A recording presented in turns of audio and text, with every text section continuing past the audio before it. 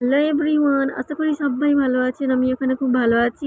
তো আমি আজকে আপনাদের সামনে একটু রেসিপি নিয়ে চলে আসলাম। সেটি হচ্ছে মোরলা মাছ দিয়ে, আলু দিয়ে, টমেটো দিয়ে, বেগুন দিয়ে।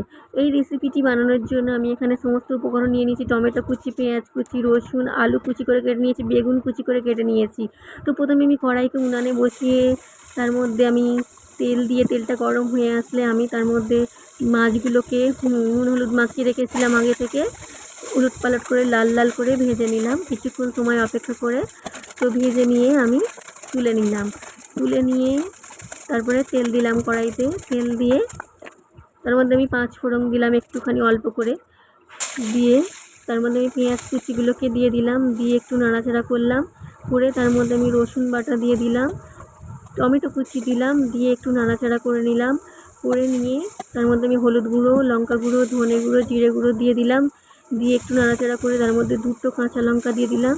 দিয়ে একটু নাড়াচাড়া করে তার মধ্যে আমি বেগুনের টুকরোগুলোকে দিয়ে দিলাম। দিয়ে একটু নাড়াচাড়া করে তার মধ্যে আমি আলুর টুকরোগুলো দিয়ে দিলাম। দিয়ে একটু নাড়াচাড়া করে নিলাম। করে নিয়ে কিছুক্ষণ সময় অপেক্ষা করে আমি কষতে লাগলাম। বেগুন আর আলুটাকে কষে জল দিয়ে দিলাম।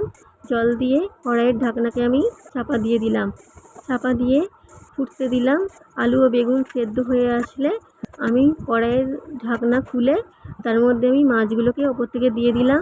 দিয়ে ধনেপাতা কুচি ছড়িয়ে দিলাম এবং আমার রেডি হয়ে গেল মোরলা আলু বেগুনের সুন্দর একটু রেসিপি। আপনাদের ভালো লেগে